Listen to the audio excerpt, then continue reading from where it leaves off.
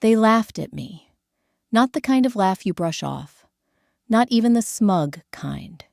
It was a smirk, a mix of pity and superiority. Like I was something they had already decided would never make it. I remember their eyes the most. That glint of certainty that people like me don't go far. I didn't argue. I just smiled, a small one, and looked away. If they had seen how much my eyes were burning, it would have made them even happier. I'm the youngest of three. Not like Rachel, the oldest, bold, polished, always knew how to grab attention. And definitely not like Matt, the math genius of the family. No, I was the quiet one. I didn't know how to charm anyone or work a room. I just worked hard, kept my head down, waited for results. My mother used to say, if you keep living like that, you're going to end up with nothing. And I believed, for a long time, that if I just worked hard enough, people would see my worth. I went to college 3 years late, had to save up, washing dishes, delivering papers, working night shifts at a parking garage. I wasn't top of the class, but I never failed a course either.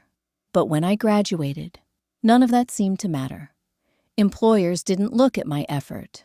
They looked at my average grades, my community college degree, the second-hand blazer I wore to interviews. The first company I applied to rejected me after the first interview, said I lacked spark. Another one told me I wasn't leadership material. Funny thing is, I never wanted to be a leader. I just wanted to work, contribute, and be left alone. Eventually, I got a job at a small firm, assistant admin, which really meant everything no one else wanted to do. Making coffee, restocking paper, hauling trash. I didn't complain. I was just grateful to be there. But that didn't stop the whispers. She's kinda weird, right? Total robot. Does she even smile? One afternoon, I walked into the restroom and heard Sarah, our team lead, laughing with someone, saying, "She's not gonna last. Give her 3 months, tops." I stood outside the stall, frozen, heart racing, but I didn't go in. I turned around, went back to my desk, finished my tasks. Maybe they were right. Maybe I was just background noise. No close friends, no one waiting to walk me out at the end of the day, no one praising me in morning huddles. There was a moment when I started to believe it. Maybe I really was a failure. One morning, Sarah called me into her office. She had a stack of paperwork and that look, the one people wear when they're about to do you a favor. She said, "Let me be honest with you. You're hardworking, sure. But this world, this environment, it's not for everyone. You don't really fit." I nodded. I didn't argue. But then she added, "If I were you, I'd quit. Go do something. Easier." I thanked her, walked out, and something inside me cracked. That word, easier, stuck to me like a rash. Who gets to decide what's right for me? What's just enough for someone like me? 2 weeks later, I was laid off. Budget cuts. Team restructuring. They handed me a paper bag, my little desk plant, and not even a goodbye. I walked out into a gray, freezing Chicago afternoon, wind slapping my face, and I didn't even feel sad. I felt hollow, like I had stepped off a cliff and was still waiting to hit the ground. I slept for almost a full day. No alarm, no emails, no meetings, just silence and the faint tick of the wall clock above my rented twin bed. That ticking sound felt louder than my life. 3 days later, Rachel got promoted. Mom called, her voice full of pride. "Your sister's amazing. See what happens when you know how to talk to people?" I didn't say a word, just stared out the window, watching the garbage truck rumble by. And I wondered, if I disappeared right now, would anyone notice? That's when I started writing things down. Not to vent. I was too numb to be angry. I just didn't want to forget. I was scared that if I didn't write it all down, one day I'd start believing I really was useless. I wrote about being passed over, about the snide comments, about the soggy sandwich lunches in the bathroom because the break room made me feel like I didn't exist. And somewhere between those words, a small, dangerous thought began to grow. It started with a list, just a list, scribbled on a yellow legal pad with the pen I took from my last job. At the top, I wrote, everything they said I couldn't do. I didn't know why I wrote it. Maybe to prove something. Maybe just to see it all laid out in front of me. But once the pen hit the paper, it wouldn't stop. You're not leadership material. You're not a people person. You'll never make it on your own. You should settle. I stared at those words for a long time. They looked small, smaller than they'd sounded when people said them to my face. And somehow, that made them less powerful. That night, I couldn't sleep. Not from anxiety, something else. Like a strange flicker in my chest that I hadn't felt in years. Something alive, something stubborn. I kept thinking about all those jobs I had to take before college. Not the ones I was proud of. The ugly ones. The overnight shifts where I scrubbed gum off bar floors. The 3 a.m. runs to deliver newspapers in the middle of snowstorms. The way my fingers went numb. The way I kept going anyway. If I could survive that, then why the hell was I afraid of starting over? And so I did. It wasn't grand. It wasn't some movie scene with triumphant music playing behind me. It was just me, sitting on the floor of my tiny apartment, laptop on a milk crate, trying to figure out how to register a business license online. I had no connections, no fancy portfolio, just an idea that had been sitting in my bones for years. Virtual assistants, admin work, support services, organization systems. All the things I had done thanklessly for others, but this time, for me, I knew how to keep things running. I knew how to manage chaos. I just never had the power to shape it. Now I did. The first few weeks were quiet. Too quiet. I made a website using a free template, typed every word myself, tried to sound confident even though my hands shook the entire time. I applied to jobs on freelance boards, sent cold emails, joined forums where no one knew my name, and no one replied. Days passed, then weeks. I watched my savings shrink. I made mac and cheese 3 nights in a row, stretching every dollar. I felt the weight of silence creeping in again, whispering, "Told you so." The voice sounded like Sarah, but I kept going, not out of hope. That had burned out somewhere around week 4, but out of pure refusal to go back. One evening, I got a message from a woman in Portland. She ran an online vintage shop and needed someone to organize her inventory, manage customer inquiries, and clean up her email list. She wrote, "I don't need flashy, I need reliable." That one word, reliable. It clung to me like a life raft. We started small, 10 hours a week. She paid promptly, gave feedback, told me I was helpful. No one had said that to me in years. Helpful. It wasn't a grand compliment, but it was true. From there, things didn't explode. They unfolded. The woman from Portland told someone else. That person told another, then another. I started getting referrals. Clients who didn't care about where I went to school or what my GPA was. They cared about results, about dependability, about kindness. And I had all 3, in spades. 2 months in, I got to turn down a job. A man offered me a contract at half my rate. I said calmly, "No, thank you."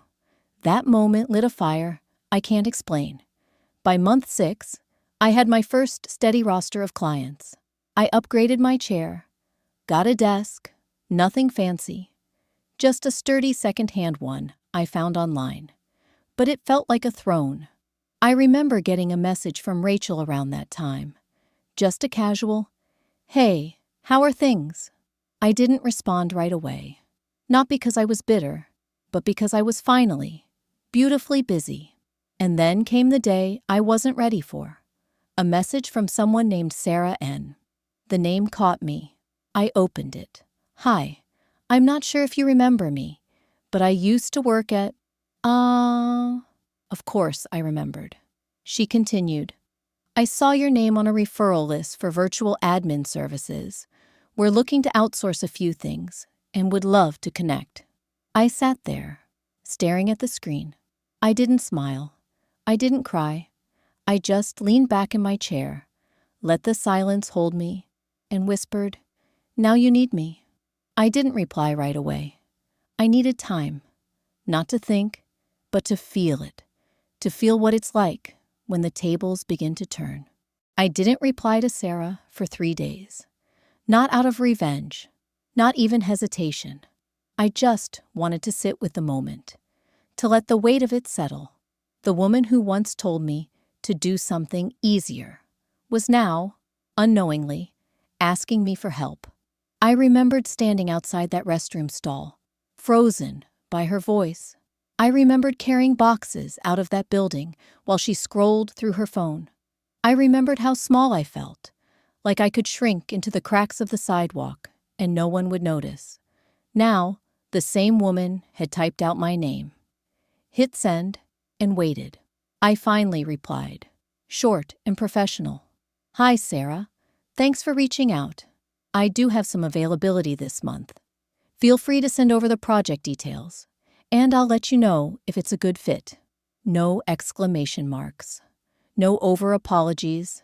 Just calm, clear, and firm. She responded in less than an hour. "Oh, wow. I didn't realize this was you. It's so great to reconnect. I'm sure you've grown so much since we last worked together." I read that line twice. Grown so much, as if I'd been a child when she pushed me out the door. But I didn't correct her. I didn't remind her of what she said, or what she never apologized for. I didn't need to, because the most powerful thing in that moment wasn't calling her out. It was knowing I didn't need her anymore. That week, I took the contract. The rate was double what I used to make under her. And this time, she was the one explaining things, hoping I'd say yes. I did the job, flawlessly, efficiently, like I always had. The difference was, now I was the one who decided when and how I worked. When the invoice was paid, I closed the tab and leaned back in my chair. It was quiet, peaceful. No clapping, no celebration, just the soft hum of my computer fan and the sound of me, breathing, free. Word spread. Not fast, not viral, but steady. I started hiring part-time help, people like me, folks who had been overlooked, moms returning to work after years, people over 50 who'd been told they were outdated, disabled professionals who needed remote flexibility. I saw them because I had been them. Each person I brought in, I trained gently. I didn't expect perfection. I expected honesty. I encouraged questions. I gave praise. The kind I never got when I was starting out. One woman, Denise, was in her late 50s. She had worked in office admin for nearly 3 decades before getting laid off during the pandemic. She'd applied to dozens of places and heard nothing back. "They don't want us anymore," she said during our first call, her voice cracking. I smiled and replied, "They don't know what they're missing." I trained her for 2 weeks. She caught on fast. Clients loved her. And the first time she got a glowing review from a client, she emailed me a single line. I forgot what this felt like. I knew exactly what she meant. The team grew, slowly, organically. No big funding, no flashy launch. Just one client at a time, one project at a time. I kept everything lean. I paid fairly. I checked in often. And I kept hiring people who knew what it felt like to be called a failure. That label never leaves you completely. Even now, when I sign new contracts, when I see my business account balance grow, there's still a tiny voice that asks, "Are you sure you deserve this?" But now, I answer back. Not with doubt, not with fear. I answer by hitting send on job offers. I answer by telling someone, "You did great work today." I answer by building something that doesn't just serve clients. It restores people. Because I'm not just working anymore. I'm rebuilding. Not just for me. For all of us. Sometimes I wonder what they would say now. The ones who rolled their eyes when I spoke up in meetings. The ones who laughed behind my back. Would they say they always saw the potential? Would they pretend they supported me? I don't waste too much time on it. Not because I've forgotten. I haven't. But because their voices don't echo in the same way anymore. What used to ring in my head at night, what used to twist in my stomach, now just fades. Like background noise on a radio you no longer care to tune into. There was a moment last fall I won't forget. I was reviewing quarterly numbers. Something I still do myself, out of habit. I don't have a CFO. Just a spreadsheet and a strong cup of coffee. But when I looked at the final figure, I had to read it 3 times to believe it. 6 figures. 6. Not from investments, not from inheritance. From work. Quiet, steady, intentional work. I didn't scream or dance around the apartment. I just sat there, fingers resting on the keyboard, staring at that number. That number that no one thought I'd ever reach. I texted Denise and told her we were ahead of projections. She sent back 3 heart emojis and wrote, "Told you you were a genius." I laughed out loud, not because I believed it, but because someone did. And that, alone, felt like a miracle. It wasn't just the money. It was everything behind it. The nights I didn't sleep. The holidays I worked through. The rejection emails I saved in a folder titled, "Remember." Every unpaid invoice from the past. Every snide comment. Every, "You're not good enough." Now I was hiring people. Now I was choosing who sat at the table. One afternoon, I got a message from Matt, my older brother. We hadn't spoken much in years. He was always busy, always somewhere else. In his eyes, I was the underachiever, the family disappointment. I remember him once saying at a Thanksgiving dinner, "You just need to figure out what you're good at and stick to it. Maybe something small." He meant well, I think, but it stayed with me. This time, he wrote, "Hey, I heard from Mom that you're doing really well. That's amazing. I was actually wondering, do you need help with your accounting? My firm has a new consulting wing." I stared at the message. My thumb hovered over the screen for a long time. It wasn't a bad message. He wasn't being cruel. But something in me hardened. Not out of anger, but clarity. I replied simply, "Thanks, Matt, I've got it covered." No explanation, no invitation, just the truth. Because the truth is, I've got it covered now. For the first time in my life, I wasn't the one asking for a seat. I was the one deciding how many chairs we needed. And I was careful with that power. I didn't use it to belittle. I used it to protect. To create the kind of environment I always wished someone had built for me. I had one rule: no condescension, no fake encouragement, no treating anyone like they were disposable, because I knew what it felt like to be discarded. And I also knew, more than anyone, what it looked like when someone got their second chance. Some of my team members had stories even more brutal than mine. One woman, Tasha, had been an executive assistant for a Fortune 500 company for 18 years. She got laid off with 2 weeks' notice, replaced by a younger hire for half the salary.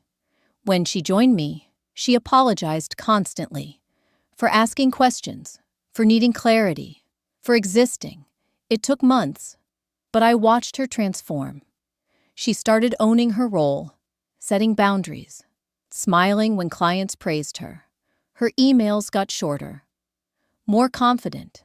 I told her one day, "You don't need to apologize for taking up space." She replied, "I didn't know I could take up space." That's what this whole thing became for me. Not a business, a reclamation.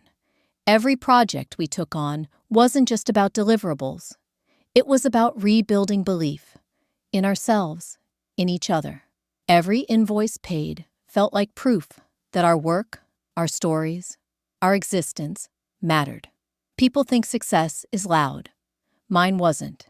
Mine came in whispers, in quiet moments of dignity, in soft, steady wins that no one clapped for except me.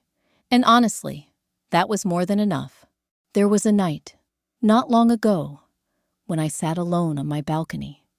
Just me, a blanket wrapped around my shoulders, and the soft glow of city lights below. The world felt hushed, like it had finally stopped spinning long enough for me to catch my breath. I held a cup of tea, letting the steam curl around my face, and I thought, so this is what it feels like, to not owe anyone anything. No one was waiting for me to fail anymore. No one was watching to see if I stumbled. And even if they were, I wouldn't care, because I had nothing left to prove. I used to live for approval, for some tiny scrap of recognition that maybe, just maybe, I was enough. I would rewrite emails 10 times to sound smart but not aggressive. I would rehearse voicemails before hitting call, worried that my voice shook too much. I'd stay up all night rechecking reports, hoping someone would notice how much I cared. But the truth, they never noticed. And now, I didn't need them to. What they didn't teach me in all those performance reviews, all those cold Monday morning check-ins, was how to trust my own voice, how to build something from silence, how to hold the weight of my own name and not flinch. I learned it the hard way. And that's why I make space for others now. Not because I'm generous, but because I remember exactly what it felt like to have no space at all. A few months back, a younger freelancer emailed me. Her message was awkward, apologetic. She'd heard about my agency through someone I'd worked with and was hoping I might have room for her. I could tell she didn't expect a response. I wrote back within 10 minutes. We set up a call. Her name was Joy. She was 24, newly graduated, terrified she'd chosen the wrong career. She said she'd been told she was too quiet to make it in business. I smiled. I told her, quiet doesn't mean weak. It means you're listening. That's your power. She cried, and I didn't fill the silence. I just let her cry, because I knew those tears, the ones that come after holding everything in for too long. I gave her a trial project. She did great. She's still with me now, learning, growing, slowly beginning to believe she belongs here. Sometimes I look at the faces on my team during our weekly calls. All those squares on the screen. Different backgrounds, different voices, different stories, but the same thread running through every single one of us. We were all underestimated, and maybe that's what makes us good. We don't take anything for granted. We don't need to be the loudest. We just show up. We do the work. We treat people right. And we carry the quiet power of those who've had to build themselves back from nothing. A while ago, someone from one of my old jobs reached out. She wanted to grab coffee and catch up. I almost said yes, out of politeness, habit, but then I paused. Why? What was I hoping to gain? Validation? Forgiveness? No, I didn't need either. So I politely declined, wished her well. Then I closed my laptop and took a walk. The sun was setting, sky all orange and pink, like it was in on some secret. And I felt it again. That calm, the calm of a woman who's no longer waiting, the calm of someone who got called a failure and lived to see the day that word meant nothing anymore. There's this photo I keep on my desk. It's not fancy, just a candid, taken years ago by someone who barely knew me. I'm standing in front of a whiteboard, holding a marker, mid-sentence. My face looks unsure, maybe even a little scared. I remember the moment. I was giving a presentation to a team that didn't really want to hear it. Sarah was in that room. So was the guy who used to cut me off halfway through every sentence. I keep that photo to remind myself, not of the fear, but of the fact that I did it anyway. My voice cracked. My hands trembled. But I stood there. I didn't walk out. And now, that same voice leads a team. That same woman writes the contracts. People always talk about power like it's loud, commanding, filled with titles and corner offices. But real power, I've learned, is quieter than that. It's in the way you carry yourself when no one's clapping, in the decisions you make when no one's watching. I make my own hours now. Sometimes I work late into the night because I want to, not because I'm afraid. Other times, I take the day off just because I feel like it. I read. I cook something slow. I let my body rest without guilt. I never used to do that. Back then, rest felt dangerous, like an admission that I wasn't trying hard enough. Now I understand. Rest is part of the work. The business has grown, slowly, intentionally. I don't chase everything. I've turned down offers that didn't sit right, even when the money was tempting. I remind myself, I built this so I wouldn't have to compromise. So I don't. A large client approached me last month. Tech startup, big budget, fast turnaround. They liked my work, loved the team. But halfway through the negotiations, their project manager made a joke about bringing in fresh blood because older workers tend to slow things down. He laughed. I didn't. I ended the call politely, professionally. Then I passed on the deal. They followed up twice. I never responded because I will not build something beautiful with people who mock the hands that make it so. I shared the story with my team during our Friday call. I didn't frame it as a lesson. I didn't even say much. Just, we turned down a client today. They didn't value what we bring. Everyone nodded. No questions. They understood. That's the culture now. No groveling. No begging to be seen. We see each other. That's enough. Sometimes when I sit at my desk, I think about the people who still don't know. The ones who think I disappeared, that I gave up, that I never quite figured it out. Let them believe whatever helps them sleep at night. I don't need my story told by anyone but me, because here's what they don't know.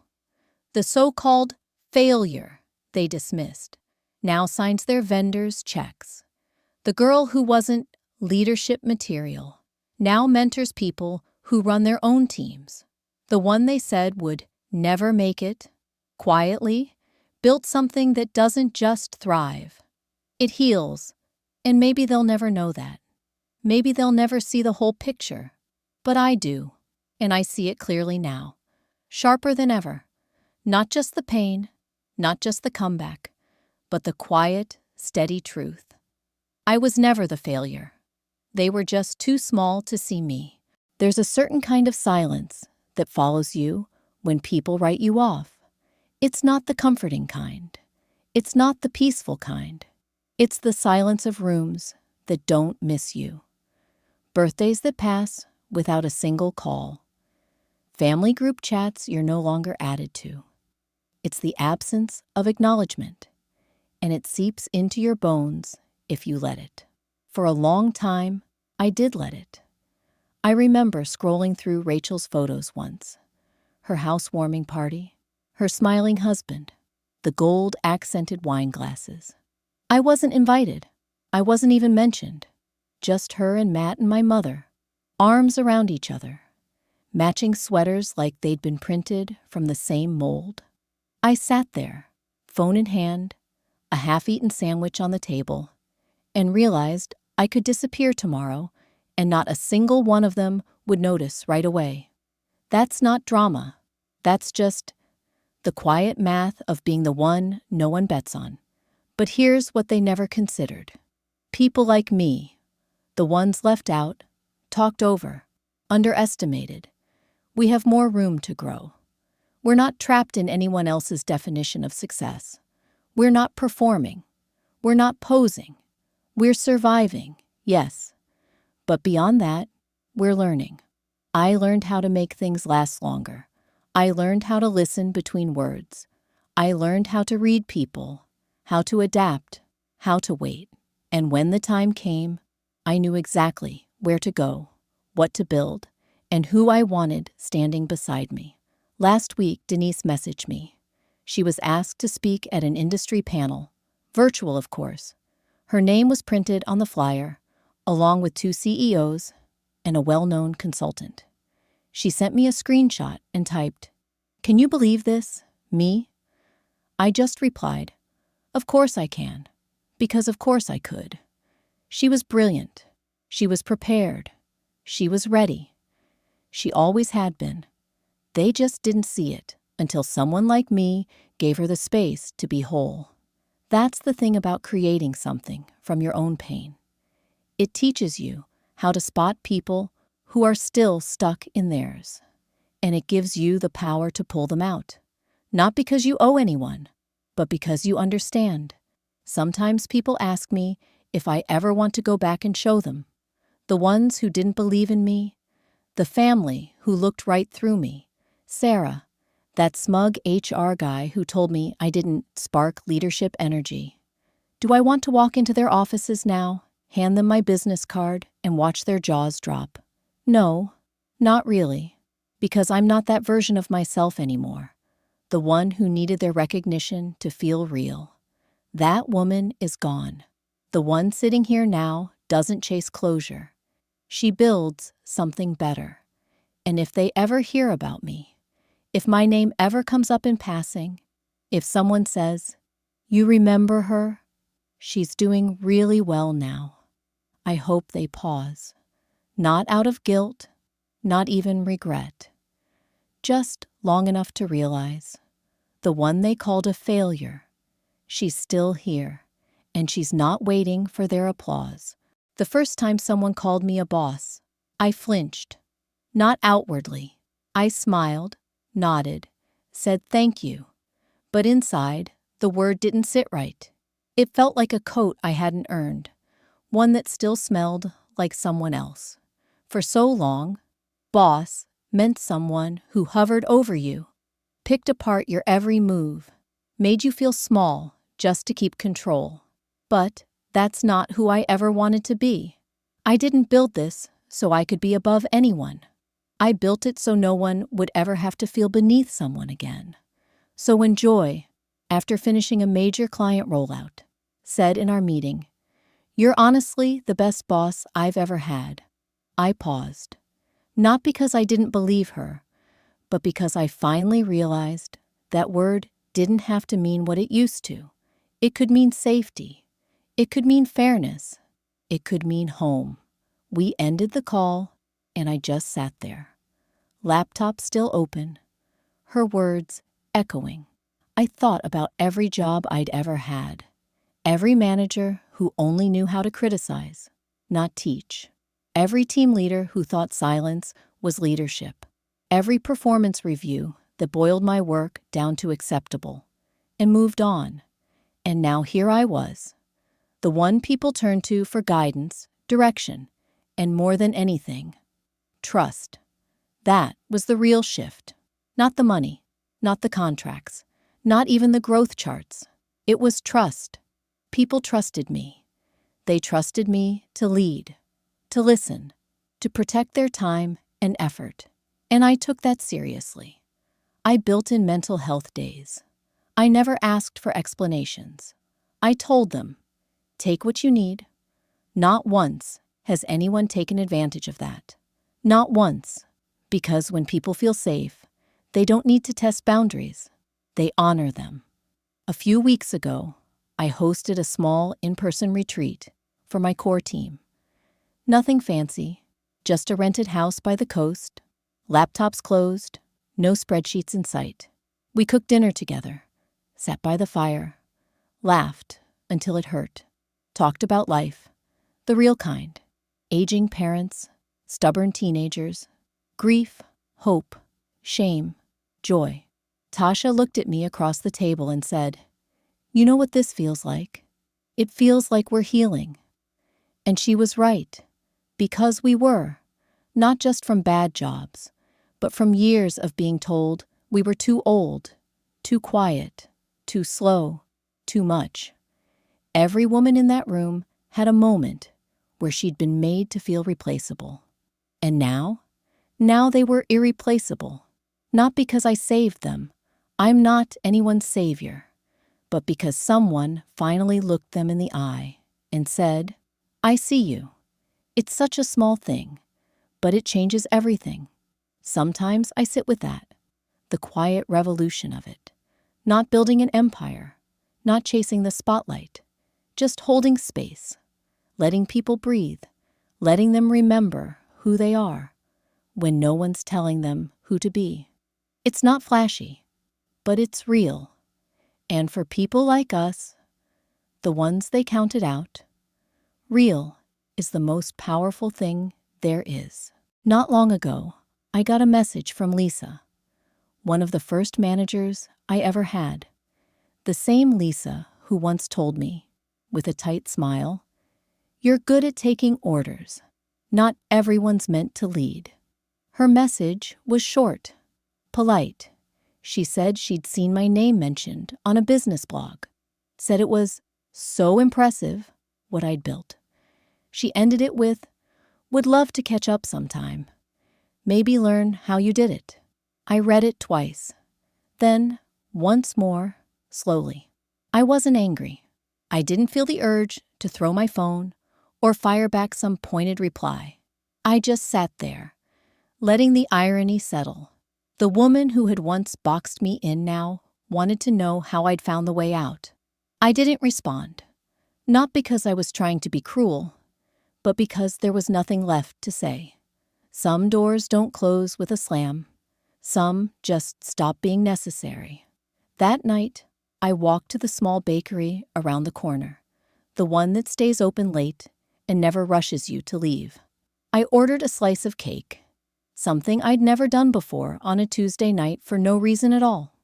The woman behind the counter smiled, handed it to me like it was nothing. But to me, it felt like something sacred, because for the first time in years, I could just enjoy. No guilt, no checklist, just sweetness. I walked home under soft streetlights, the city humming its quiet tune. I thought about all the years I'd wasted trying to fit into rooms too small for me. All the times I shrunk myself, softened my edges, just to be allowed to stay. And yet, here I was, not inside anyone else's room, but in a world I had built with my own hands. No begging, no pretending, just me, standing fully in who I am. Sometimes people ask me what my secret was, how I did it, how I came back.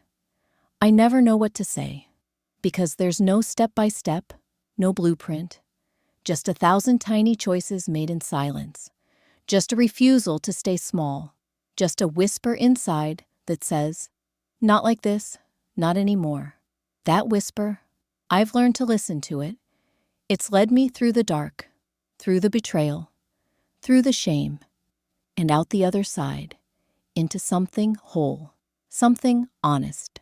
Now, when I meet someone who's been broken down, someone who's been told they don't belong, I know the signs instantly. The apologetic eyes, the nervous laughter, the hesitations wrapped in false cheer. And I know what to do. I don't tell them to be confident. I don't tell them to fake it. I just say, "I've been there, and I'm still here." Because sometimes that's all anyone needs. Not advice, Not strategy, just proof. Proof that survival can be quiet, that growth can be slow, that healing doesn't need a stage, that you can be called a failure and still, somehow, be exactly who you were always meant to be. I used to think revenge had to be loud, that it came in dramatic exits, in viral success stories, in big speeches that left everyone stunned. But I've learned something different, something softer, something far more powerful. Revenge, when it's real, doesn't look like vengeance at all. It looks like peace. It looks like walking into a room and no longer scanning for approval. It looks like sleeping through the night without rehearsing conversations you'll never have. It looks like laughing, full-bellied, unafraid, in a space you created, surrounded by people who get it. That's the kind of revenge I live in now. Not to prove anyone wrong, but to finally live without needing to prove anything at all. I think about the past sometimes.